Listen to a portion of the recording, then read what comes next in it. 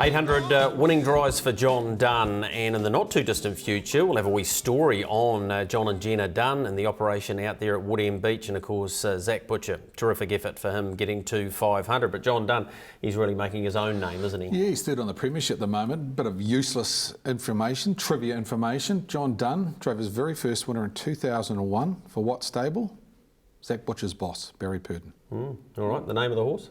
Scotland Jag, in a junior drivers race at Franklin. Never useless information, funny is enough, it? that win at Ashburton, Dexter Dunn's first New Zealand win was at Ashburton too. So Ashburton's very much a for his father, a milestone track for that. It's hard to believe John Dunn's driven 800 winners. I know he lives in Dexter's shadow as a driver. Everybody else does too. But 800 winners is a lot. Like, it wasn't that long ago, 15, 20 years ago. You drove 1,000 winners, you were in the club. John Dunn's going to be in the club pretty shortly. It's interesting though, 16 seasons he's been driving, so he'd probably average out 50 a season. Yeah, gives you'd be happy with that, wouldn't you? Yeah, be very happy. More than happy. All right, let's get into the Sire Stakes and Spanish Armada again in the yellow colours of the harness jewel. She had the draw to operate from and find the front, and this is what she did to them again at Group 1 level. Six, the back straight quarter. Spanish Armada, Rensky B, Smiley Sophie for the passing lane, Delightful Memphis, Strawberry Stride, but Spanish Armada. Natalie had a quick peek to the left, the deafness come out. She leads a length. Here's Delightful Memphis starting to open up. Spanish Armada, Delightful Memphis. These two very good fillies go to war the last 50 metres, but Spanish Armada with another breathtaking Group 1 victory gets it. Natalie Rasmussen, it must be an amazing feeling when you have a horse that's capable of doing what she did last week, sitting off the speed, and tonight being able to dominate them from the top end. Yeah, she's very versatile, Greg, and she's got that little bit of gate speed as well, which helps, you know, and just amazing manners all round, so you can just position her to however the race plays out. She was cruising along in front. Her arch rivals in so many ways was getting the 1-1 throughout Delightful Memphis. Were you nervous at any stage? Did you see her looming up? Oh, yes, at the top of the lane I was. You know, she moved up really quick and she looked very good. But, you know, credit to this little girl. She does try hard, and, you know, they can sort of get to her, but she's pretty hard to get past. Yeah, exactly. She's kicked again, and she's got all the attributes to go on and be exceptional in another year's time as well. But she's got those colours on for a reason. At Cambridge, she's going to get a chance to get another Group 1. Yeah, no, most definitely. So aim up for that, and I'm sure she'll be a lovely 3-year-old. She's a big sort of tall, lean girl, so time will be a friend. All right, congratulations to you, Natalie. Another Group 1 for you and the team. Thank you very much, Greg. Yeah, they've won 3 of the last 6. Interestingly, first time Natalie's driven the winner. Oh Baby won this race, but was driven by Mark Purdon. She's pretty professional, this girl, isn't she? Oh, she's clear at the moment, just a little bit better than Delightful Memphis, but the gap has closed, I think. She's a big filly. She wears a lot of gear, Greg, spreaders, and I wonder about how she'd get around a tight turning track like Cambridge if she didn't draw close to the market peaks, but that's for another day. Yeah, lovely type. Out of the family of Cheer the Lady, so it's a good producing family, and she was just too good for them on the day. I thought Delightful Memphis was good. Renska B had to sit parked out. She was pretty brave. Hard to find a case for many behind. Michael, 7th horse to do the Caduceus Club double. The last horse to do the treble, and of course Friday week we have the Sales Series final. You start thinking about horses like Carabella and those types of horses, but she didn't go through the sales. Yeah, the sales is the key, isn't it, Greg? Yeah, so, it is, for sure. Classical, the last one to do the treble, and of course no horse has done the big 4. That's the Sales Series into the Jewels. She's probably the right horse to attempt it. I agree with Craig. Delightful Memphis has closed the gap there. I think there's not much between them ability-wise. About the barrier draw as much as anything. And it was great to see her get a good run. She had a harder run, but also, as we see the start here, she's developed enough now, Spanish Armada, in the gold colours again, and the yellow colours, that she can go forward and make her own luck, which is going to be crucial around Cambridge. But look, there's enough there. I thought that when this market comes out, and there'll be no Australian come for this race, so the market could open now. There'll be no Australian for the 2-year-old fillies. You know, probably Spanish Armada $1.70, Delightful Memphis $3.50, $4. The rest out the gate. I don't think anybody's going to want to back the rest of them. She's good, fellas, but I think, like Craig said, there's a lot of very tired fillies here. A lot of these fillies just aren't good enough at the moment to run with the first 2. Yeah. Well, we'll hear from those beaten drivers in 2nd and 3rd, because they'll have a part to play in the next month. Blair, you finally got the opportunity to use her potent weapon, that's her speed. Yeah, got a perfect trip in transit, Greg. Everything fell into place for us. So, no, we had our chance, but the other one was too good for us. Did you think at any stage when you turned in, because she'd had such a good run, that you might be able to pick her up? She came very quickly early on in the straight anyway. Yeah, just sort of reined her up sort of when she came out, Greg, and I thought she was going to run to the other one quite quickly, but just lost focus a wee bit the last 100, so might suggest to Jones here to pull down blinds in for a fortnight's time, and if we get that sort of run again, I think she'll be as good as she was tonight. Tim, talk us through the run you got. Yeah, look, we got a pretty good run through early and settled on the favourites back and got a good card into it, and obviously got left parked, and we had a chance, but she raced brave again, but you can't take anything away from the first two. Yeah, I'm with you guys in many respects. This category come Jules Day is a little bit more open and so much more susceptible to barriers. Well, I think the barrier draws, especially with a horse like Spanish Armada, are crucial. Delightful Memphis draws 1 to 3. Spanish Armada draws second row. It changes the whole complexity of the race because Cambridge is a different beast to Ashburton. We know that, fellas. How many horses have to be on the speed at the 400 metre mark? If you're not, and it's not that easy to get round them at Cambridge as it is at Ashburton. So critical, the barrier draws, Michael. But Blair Orange, we just saw him there. He's driving out of his skin at the moment. He is. I mean, he could have driven the second horse any better. Quite a few of these fillies, I think, will head to the paddock. Maybe 4 out of that race won't turn up on Jules Day. Really tricky question if you've got a 2-year-old filly who's ranked 16 to 18. And we mentioned last week the 3-year-old fillies. Do you bother going? For $3,750, do you go when you know you can't win? And I know that's a defeatist attitude in some ways, but these horses are at the stages of their career where a month in the paddock's really useful for some of them. We've even seen that with some of the older horses. So, yeah, I think this is a grade where some of the connections might go, enough. Moving on to the Brecon Farms Northern Trotting Derby. Thanks for that, Michael, by the way. I'm not trying to cut you off there. We'll go to the Trotting Derby. Well, you're in charge. You can do what you want. At Group 1 What, level. I'll back the horse in the yellow colours. Yeah, that'd be a smart move over the last couple of weeks. And, well, he was confident as Clint Ford, and this is why. And then Cyclone Chief, Mark Cooler for home from Temporale, Wilmer's mate. Now Highgate's in the clear and looking to pierce through in Lamont. Mark Cooler with Temporale on the inside. Highgate's run to third and Wilmer's mate. Mark Cooler in front. The filly gives chase gamely. Highgate on the outside of Temporale, but Mark Cooler trots away for another tremendous victory. And a very excited Clint Ford has joined me. And congratulations, mate. Last week was great, obviously, but to go back here at Alexandra Park, truly satisfying. Yeah, thanks for that, Greg. Yep, I was probably a bit nervous tonight, actually, to tell you the truth. Managed to get there in the end, so yeah, that's great. 2 from 2 at the Group 1 level. That horse is doing you a great favour here, isn't he? He's giving you a great buzz driving him. Oh, awesome horse, mate. Awesome horse. I just sit here and enjoy the ride.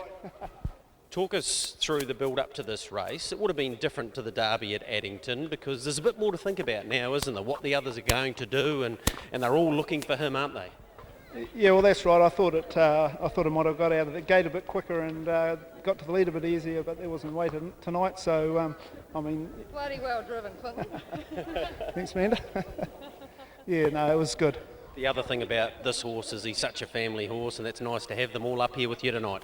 That's right, yep. I brought my son Lockie up and he's coming home with us on the truck on Sunday, so that'll be an experience for him. He's coming home in the cart with you as well, so congratulations to you, mate, and looking forward to seeing you in those colours on Jules Day. Thanks very much, Greg. Yeah, really good performance once again, wasn't it? Dominant performance. Yes, the others are probably not getting it quite right at the moment, but would it matter, Craig? I don't think so. I think he won that actually a lot easier than it looked on paper. And we gave him credit last week for a great drive. Another outstanding drive here. Stayed out of the mix early on, found the front and hardly had to put the whip on him. He just done it on his own steam. Temporarily second. The rest had their chance. Highgate, she didn't have the gate speed hold up, 3 back on the fence, but I think it made no difference, Greg. The gap appeared at the top of the straight and she had a chance. Wilmer's mate's not as comfortable this way round. That was clear, evident that she ran 4 or 5 wide coming up the straight, but good on them. I mean, they turned down very big money for this horse. He's won $120,000 in the last 4 weeks, so Jules beckons for him and he should be going close there as well. And a little bit of recompense for them too, Michael, because go back to 2004 and Zuri, who the family had as well, of course, got beaten by Hurricane Flyer. Yeah, and they've been close in a couple of Jules recently, of course. They had a 100-to-1 chance who almost snagged it at Jules and Zachary Beeks. I'll tell you, I liked the drive too. Amanda Tomlinson liked the drive. That was the best cool interview bomb I've seen for a while. And that's great that you see people who are so close. And they would have worked a lot of good horses over the years and they would have worked some pretty rough ones too. And they've got their superstar. Where could he go now? Well, clearly the Jules. If he was mine, if he was mine, I'd take him to Australia. He would just clean up their 3-year-olds in the Derby. Not sure if his breeder's crown, a lot of homebreds aren't, but even then, there's 2 derbies you could go to in Australia. I tell you what, it'd be very hard to place here now, even to get a Jules lead-up start. He's Well, now he's a C6. C6, yeah. C6. So now he would have to race, well, off 30 or 40 metres on a C2 front. So it's not going to be easy for him. They may just take him to the trials leading into the Jules. We're going to have a good chat about the Jules and where it's at, given it's the 10th year this year. So we're going to do that next week's show. So that's part of the discussion can be, well, what do you do if you get a horse that's He's another one too, who when you talk about those markets opening, he's going to open odds on because outside Highgate, Temporale's improving, Le Mans improving, but there's not many horses here who are actually putting their hands up and saying, look, I could beat this horse on Jules Day. Yeah, all right. Okay, that was the 4th of our Group 1s down the road, down the island, another island in fact, Addington Raceway. We had a couple of heats, one being a Sire Stakes for the 2-year-olds, and well, here's Vasari in front and alongside More the Better, further back Pacing Majors just working off the markers there. A bit of a dash up the straight here, Michael, 26.9. This is David Butcher at his absolute best. Controlled the race, got the lead early, and then just didn't push the button to right it. Look at his hands, David. Hardly moving, now going for it. And you expect when you see these situations, the Purdon runners to run past and win, Greg, but he held enough in the tank there. Both the Purdon Rasmussen good horses there, the 2-star ones, were fresh up, so they'll improve going forward. But Vasari's a player, he's got gate speed. It was 26.7. I want to ask you about this. There was an inquiry, and a decent length inquiry into this. The winner run up the track quite a way. They asked Mark Purdon his opinion. If that had been the $150,000 final, I'll guarantee he would have gone a lot harder. Yeah. I'm not questioning his integrity, but the problem I have with this is, if you're going to ask, surely our stewards should be in a position to make a decision on that. Yeah, I agree. I think asking people's opinions on things opens a whole lot of doors for people to say, well, I'll keep that in the bank for later on, and I don't want to go too hard here because I might need a favour from that person. But I do still think the result was the right one because he had the chance to run past. Vasari held him easily at the line. Here's the start of the race, and that's the key, that gate speed factor. I think Vasari's probably the 3rd best 2-year-old in the country this season. Those other 2, Pacing Major and More the Better, are probably the top 2. But Vasari draws well in the sales series of the Sire Stakes, Craig, and he comes into play. Well, he does because, Michael, he was so good at Waikato. He went 155 mile there. The difference between the 2 boys is there was 6 weeks between races for More the Better. I mean, Vasari had 2 trials, 2 weeks leading into that race down there, a trip down there. He was just probably a little bit fitter than More the Better. Now Mark's got to give him a little bit of a break. He'd raced over the carnival up here. He's got obviously big objectives in front of him. It was a difference of one horse found the marker pegs before the other. Yep. That was the difference. And watching that race, Craig, and you would have watched the replay as well, Vasari went all the way around the showgrounds bend too. So he's obviously feeling a lot better. He went through the virus scenario. Clearly his form indicates that. So he's a player. Him and his stablemate, obviously, that nice 2-year-olds. Vasari's better than Alta Intrigue, and he's a touchdown below More the Better and Pacing Major. But again, barrier draws critical at Cambridge. And every season, Ray Green has a good horse. Some of them are great horses, like Badlands Butte went on to win 3 derbies, but he always has a good horse. And he had that virus, and it was really tough, and it's disheartening when that happens to the stable. Some haven't bounced back. To get the virus to travel and then bounce back's pretty good. So look, he's a factor. I reckon a real smart move going down early too, Michael. Oh, of course. That's just using your brains. And now he gets respect because probably 8 of the 12 behind him there go, well, if he comes knocking for the lead, I'm probably going to hand. All right, we're not far off the Neville Fillies final, which has been won by some of our absolute best girls, and this was the final heat of it. Golden Goddess in front of Dream About Me. The dream's over, she's been beaten. Start 13 for her was not a lucky one, Michael. We'll talk more about some feedback we've had post this, but the bottom line is she's run home in 25.9 here. Well, it's easy to talk about Dream About Me. We'll do that in a second. First of all, the winner's gone super. Put any 3-year-old filly in Australasia on her back and they don't run past her. 222.4. Very quick last quarter, Craig. And I don't really know, in my opinion, what Mark Purdon, what else people expected him to do. Well, there was no second row. He trailed the right one. He pulled out the 400 metre mark, and Golden Goddess was simply too good on the day. Now, you got to remember, she hadn't raced for a long time, Dream About Me, and she'd had one trial going into that day.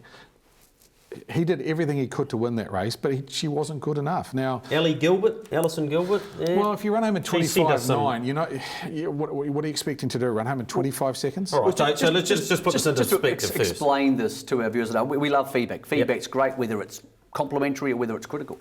And Alison Gilbert has emailed us and said, look, the bottom line is Mark Purdon didn't drive to win that race, in her opinion. I have a slightly different opinion, but that's fine.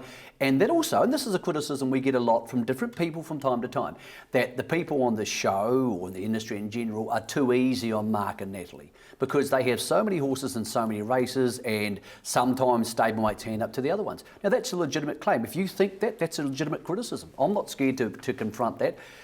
I, in times in the past, have seen all sorts of stables hand up to stablemates, and I've thought, oh, that looked a bit iffy. The bottom line is this year in the Sire Stakes final, Chase the Dream led, and Lazarus was red hot, red hot. They could have easily made the case to hand up to Lazarus, it runs away and it wins. Easily done. They didn't. Lazarus parks out, attacks its own stablemate. They still clear out and win, but there's no team driving there because these horses have different owners. Now, there's always going to be that suspicion, whether it's brothers racing, uncles, doesn't really matter. There's always going to be that suspicion. But I think the main reason usually they hand up to each other is because they know they're following the right horses. Could Mark Purdon have done anything different that race? Well, he could have done one thing. He could have tried to hold the lead. Would have made no difference. Wouldn't have made any difference. Golden Goddess was clearly better on the day, but we enjoy your feedback. If somebody thinks that there's something we need to address on the subject, I can tell you one thing, the boys on this show, from my personal view, don't have any ties in with any of the big stables. So there's no reason for them. And the other thing is, the margin was 3 lengths. Yeah, Craig. it was. And the other thing is, Craig, anybody could have gone on to the All Stars website and Mark said, Golden Goddess is back to her best. Yeah. I expect her to be very hard to beat. Yeah. Look, the other thing too is people think because in the media, there's the elephant in the room. Mark and Natalie's stable's so big and it's so powerful that if you say something to upset them, we don't get all the good inside oil and therefore we can't do our job. Rubbish. Well, I'll tell you what, I had Brian O'Meara in 1998. Brian O'Meara won the New Zealand Cup, went on the stage and said Michael Guerin is a cancer who should be removed from harness racing. We didn't speak for 2 years.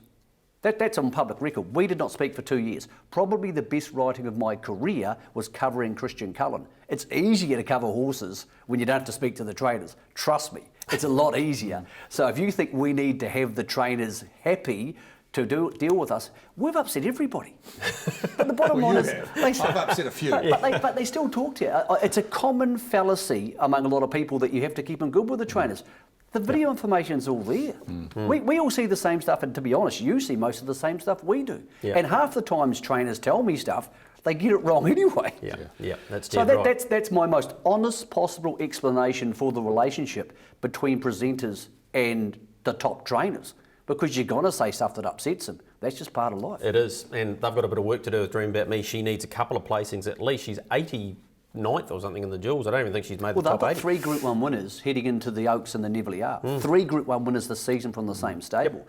Mark said this week, I'm not sure who the best one is anymore. So maybe, I think that's a great thing. Maybe things are changing. Yep, I think it's a fantastic thing. We know one thing is for sure, Speeding Spurs season is over, and on Friday night I got a chance to reflect a little bit with Josh Dickey. Josh, why there's been so many highlights in this horse's career already, the lowest point has just come. Yeah, we've had a slight bump in the road, but just one of these things that's happened. Just something we're going to have to deal with now and move on and look to the future. Talk us through the injury and the likely prognosis from here on in. Yeah, look, he's got a slight bump on his suspensory, so it's nothing major. He's just going to need probably 6 months in the paddock and a long, slow bring up, and he probably won't be ready till after Christmas, New Year, a wee bit after that. There'll be no rush for him. Let the horse recover as good as he can. He owes us nothing. We owe it to him to give him the best recovery. obvious highlight, Great Southern Star. That'll long stay in the memory of both you and your dad. Yeah, this probably is pretty special. But like winning all those Group 1s he did last year, they were all of them were great. It was good to do it with a great bunch of people. They've all been great owners, and look, it's not over yet. He's just, it's a bit of slow progress from here, but it's not the end of the world. As I say, it's just a bump in the road, and we'll get back there. He's been a big part also of a recent highlight for you and your dad, training 100 winners. That's a special moment too. Yeah, no, that was pretty big to do that with Dad, and we're lucky to do it in such a short time. So, he was a big help, but we also had a few others that did a good job for us too. Yeah, he's a great horse, no doubt about that at all. It was a shame to see him not at his peak for the Anzac Cup, and he's won the APG Trotting Masters Award, which I just don't follow at all. Who does? Yeah. Seriously. Well, Bombay, they don't count the trotting free-for-all or the trotting championship. There's no Grand Circuit champions anymore. That's all just They just picked out a whole lot of races. No one cares about that. It's a shame. This is the rivalry we wanted. There's so few rivalries in harness racing. I think 11 or 12 starts I've had now. I hope they have 20 or 30 against each other. Difficult for this horse. He's got a leg injury. It's the middle of that suspensory, not high, so they're thinking he'll come back. But, of course, he is, as we see some of his 3-year-old wins. There's the Derby down at Addington. There's Mombay finishing 4th, ironically. He's a colt, which means if this 8 to 10 months away from racing becomes 10 to 18, Greg, there's the temptation there to retire him to stud. Which with the loss of Sundial would be a loss, and being a Pegasus spur, they have options. I mean, 12 months' time. This is an injury that is not easy to fix, and a lot of good horses haven't come back from this injury. So, let's hope that he is one that will mend, and what he's got is time on his side because he is only a 4-year-old. Yep, wonderful effort by him this season. Never further back than second, of course. We're going to take a short break. When we come back, we've got one more section to have a look at. The 2-year-olds for the jewels.